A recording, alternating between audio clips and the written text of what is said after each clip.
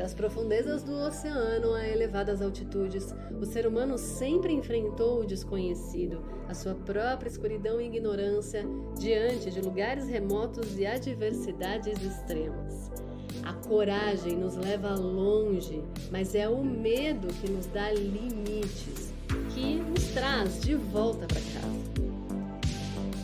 Nesse vídeo de conquistadores de montanhas, você vai ver o que as montanhas e grandes montanhistas e desbravadores do planeta ensinam sobre esse mecanismo poderoso e indispensável que a natureza nos deu.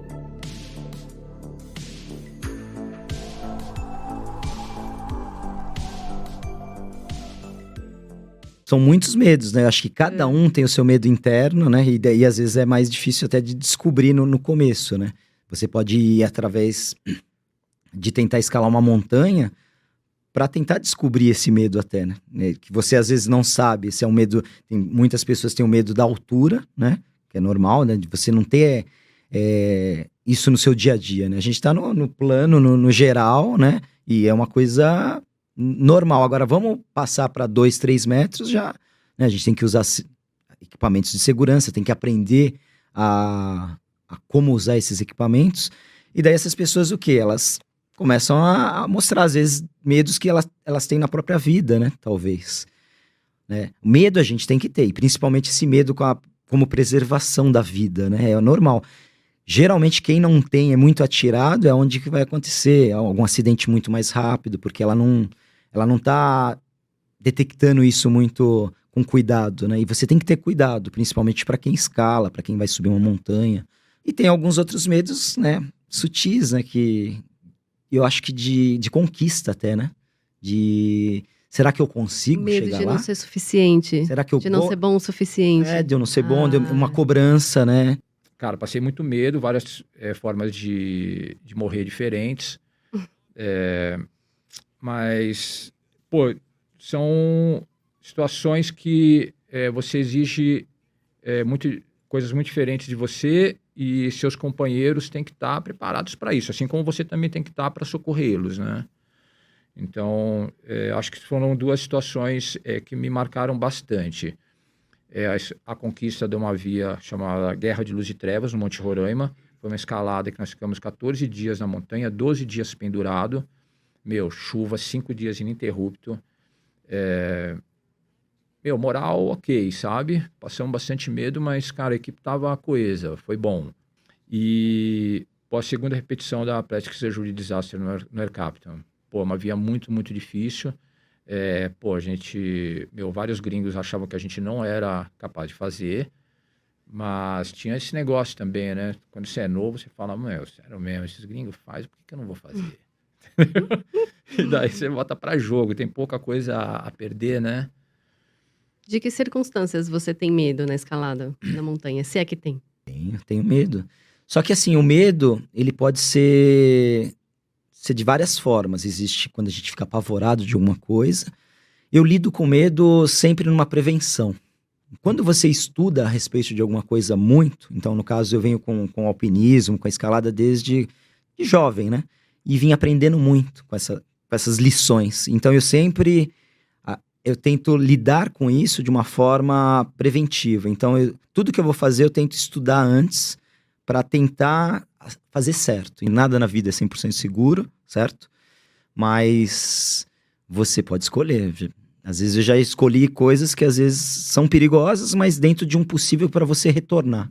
Eu acho que os grandes feitos na vida de qualquer pessoa, pode ser quem está começando, quem está iniciando, pode ser no mundo esportivo ou no mundo corporativo, são fases da vida, entendeu? Às vezes você tem a sorte de ter tido a oportunidade, né? Mas você tem que estar preparado para aproveitar essa oportunidade. Toda vez que a gente monta um projeto, cara, você acha que vai sair de lá, o super-homem, blá, blá, blá. A hora que você termina, mano, ok, eu estava preparado para isso, fluiu, entendeu?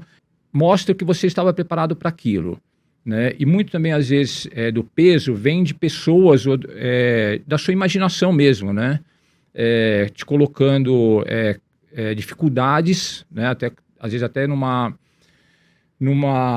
num mecanismo de autoproteção, cara, não vai fazer isso que você vai morrer, não vai fazer isso porque você vai se machucar, ou vai ser muito dolorido, ou, né, meu, tem muito sofrimento envolvido e tal, e a hora que você termina, cara, fluiu, foi ok, entendeu? Nada que eu não poderia ter feito antes, mas para fazer tudo de maneira natural, que tenha sido legal, e eu fazer uma coisa difícil, mas também curtir e ter aprendido e ter usufruído daquele momento, eu preciso estar preparado. Eu acho que os desafios, os medos, os momentos de pânico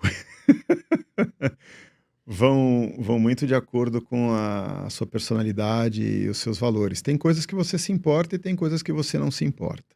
Fala, nossa, temos uma situação médica emergencial aqui, ou estamos ficando com ventos acima de 100 e muitos quilômetros por hora. Eu acho que eu vou morrer. As pessoas normalmente podem pensar isso. Eu me sinto extremamente confortável.